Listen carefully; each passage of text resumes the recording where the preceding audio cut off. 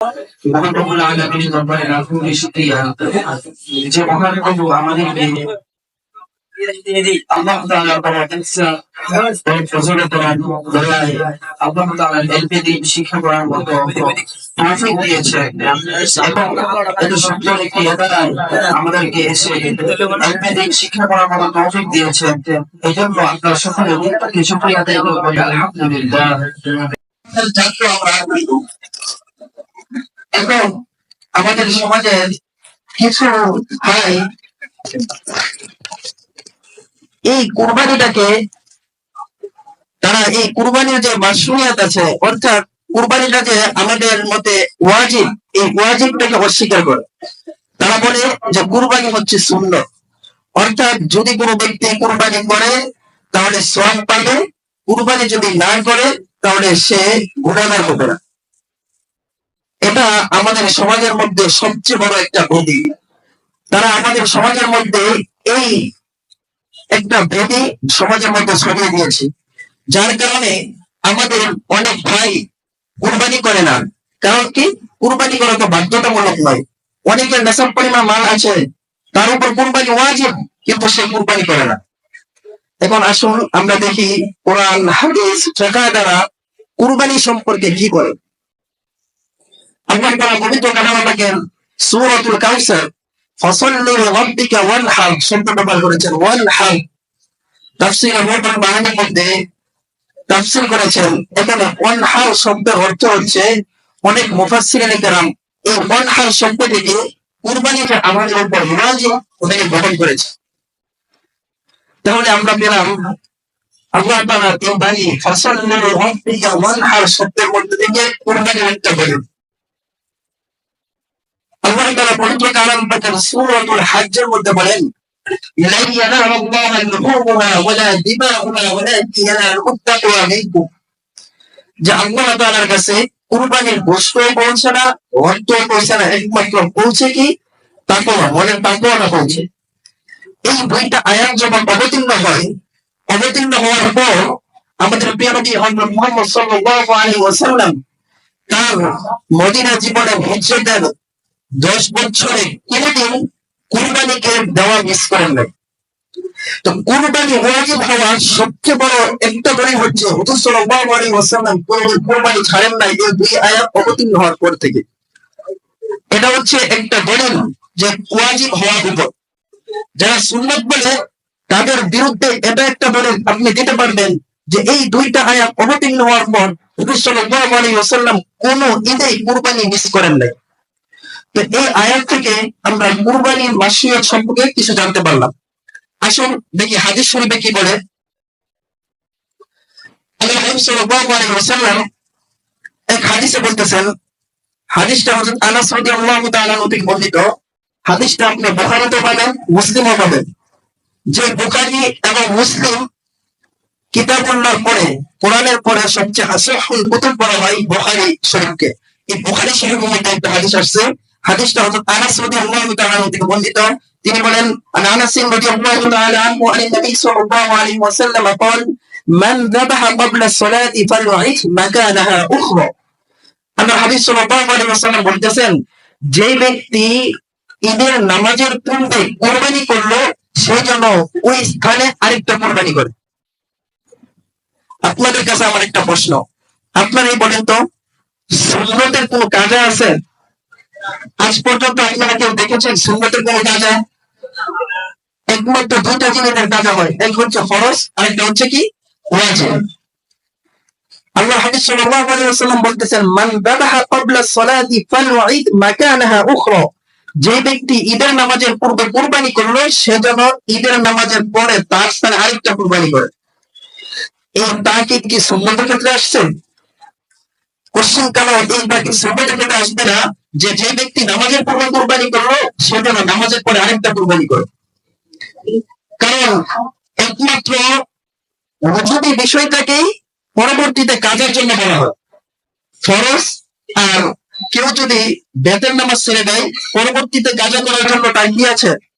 বেতের নামাজে পড়তে হবে, ফরজ নামাজে পড়তে হবে, অন্য কোনো নামাজ পড়া দরকার নেই। ঠিক তেমনি ভাবে আল্লাহ নবী সাল্লাল্লাহু আলাইহি ওয়াসাল্লাম বলেন, তোমাদের মধ্যে যদি কেউ ঈদের নামাজের পূর্বে কোরবানি দিয়ে দেয়, তাহলে ঈদের নামাজের পরে সে কোনো আরেকটি কোরবানি করে। এই হাদিস দালালত করে যে কোরবানি সুন্নাত নয়, কোরবানি হচ্ছে ওয়াজিব। আসুন আমরা আরেকটা হাদিস দেখি, সুনানে ইবনে মাজাহ হাদিস। এই হাদিসের মধ্যে আল্লাহ হাবিব সাল্লাল্লাহু আলাইহি ওয়াসাল্লাম কি বলেন? আল্লাহ হাবিব সাল্লাল্লাহু আলাইহি ওয়াসাল্লাম থেকে হাদিস বর্ণনা করেন হযরত আবু হুরায়রা রাদিয়াল্লাহু তাআলা আনহু। عن ابي هريره رضي الله تعالى عنه قال قال رسول الله صلى الله عليه وسلم من كان له سعي ولم يضح فلا يقربن مصلانا। তোমাদের মধ্যে যে ব্যক্তি কুরবানি করলো না, তার সামর্থ্য থাকা সত্ত্বেও সে যেন আমাদের ঈদগাহে উপস্থিত না হয়। কত বড় ধমকি আসছে! যার সামর্থ্য আছে ওই ব্যক্তি যদি কুরবানি না করে, তাহলে সে যেন ঈদগাহে উপস্থিত না হয়। আপনারাই বলেন, এই ধমকি কি সুন্নাতের ক্ষেত্রে আসতে পারে? তাহলে আজকে যারা সমাজের মধ্যে প্রোপাগান্ডা চালাচ্ছে যে কুরবানি ওয়াজিব নয়, কুরবানি সুন্নাত, তারা সমাজের মধ্যে ফিতনা ছাড়া আর কিছুই করছে না। তাহলে আমরা কোরআনের আয়াত দ্বারা বুঝতে পারলাম, হাদিস দ্বারা বুঝতে পারলাম। আসুন এখন দেখি আমাদের ফিকহ কিতাবাদির মধ্যে কুরবানি মাসনুয়াত সম্পর্কে কি বলে। আমাদের হানাফি মাযহাবের একটি নির্ভরযোগ্য কিতাব আল বাহরুর রায়ক। আল বাহরুর রায়কে ইবনে হুজাইম বলেন, ইয়াজিবু আলা কুল্লি মুসলিমিন মুসলিমিন মুকিমিন আন নাফসিহি। ইয়াজিবু ওয়াজাবা ইয়াজিবু ওয়াজিব বলতেছেন কুরবানি ওয়াজিব ওই ব্যক্তির উপর যে ব্যক্তি স্বাধীন, মুসলমান, মুকিম, মালদার, ওই ব্যক্তির নিজের পক্ষ থেকে কুরবানি ওয়াজিব।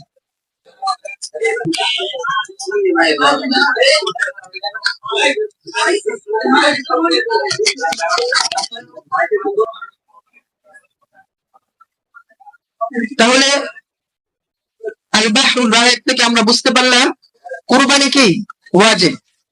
আসুন আরেকটি কিতাব দেখি, আমাদের ফিকহি হানাফির সবচেয়ে নির্ভরযোগ্য আরেকটি কিতাব হচ্ছে ফতোয়া শামী। ফতোয়া শামীর মধ্যে আসছে তাজিবু তাওহিয়াতু আলা হুররিন মুসলিমিন মুকিমিন মুসিরিন আন নাফসিহি। কুরবানি করা ওয়াজিব ওই ব্যক্তির উপর যে ব্যক্তি স্বাধীন, মুসলিম, মুকিম, মালদার, ওই ব্যক্তির নিজের পক্ষ থেকে কুরবানি করা ওয়াজিব। দুইটা কিতাব পেয়ে গেলাম। আসুন উর্দু একটি কিতাব থেকে আমরা দেখি কি বলে। ফতোয়া রহিমের মধ্যে আসছে কুরবানি মহজ সুন্নত नहीं है बल वाजिब है। কুরবানি শুধু সুন্নত নয়, বরং কুরবানি হচ্ছে ওয়াজিব। তাহলে এই আয়াত, হাদিস এবং ফিকহি হানাফি থেকে আমরা এই কথাটা জানতে পারলাম যে কুরবানি কি ওয়াজিব। কোরআন বলে কি কুরবানি ওয়াজিব, হাদিস বলে কি কুরবানি ওয়াজিব, ফিকহি হানাফির কিতাব বলে কি কুরবানি ওয়াজিব। এখন আপনাদের কাছে আমার একটা প্রশ্ন, আজকে যারা আমাদের সমাজের মধ্যে এই প্রপাগান্ডা চালাচ্ছে, অর্থাৎ কুরবানি ওয়াজিব নয়, কুরবানি হচ্ছে সুন্নাত, তারা কি সমাজের মধ্যে ফিতনা চালাচ্ছে না?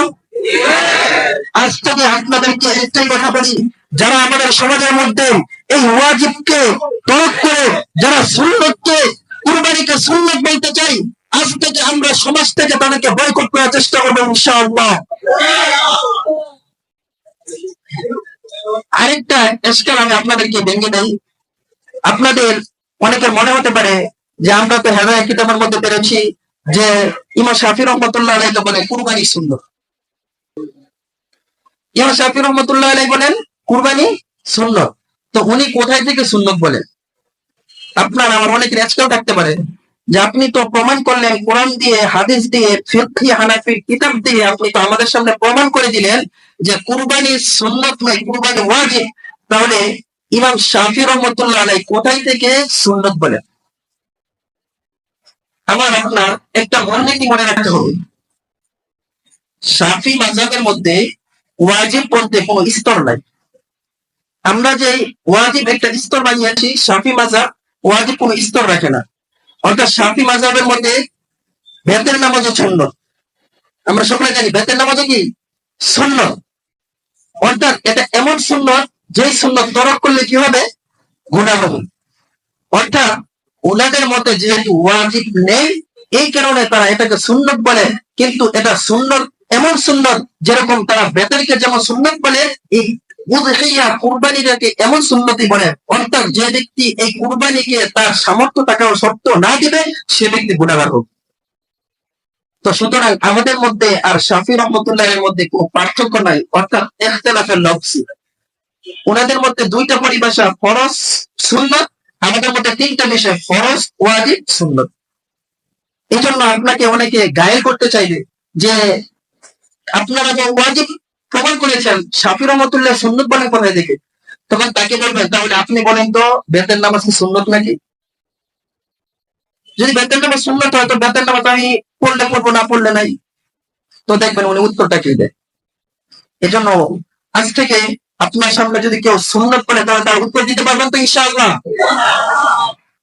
তো ইনশাআল্লাহ আল্লাহ তাআলা আমাদের সকলকে এই কুরবানির যে মাসুলিয়াত আছে এবং যে ওয়াজিব আছে এর উপর সমস্ত লোকদেরকে বুঝার এবং আমাদের সকলকে বুঝানো, এবং আমরা নিজেও এটা বুঝে যার সামর্থ্য আছে সে ব্যক্তি কুরবানি দেওয়ার তৌফিক দান করো, আমিন। এবারে আমার সংক্ষিপ্ত বক্তব্য শেষ করছি। ওয়া আখিরু দাওয়ানা আলহামদুলিল্লাহি রাব্বিল আলামিন। আসসালামু আলাইকুম ওয়া রাহমাতুল্লাহ। মাশাআল্লাহ।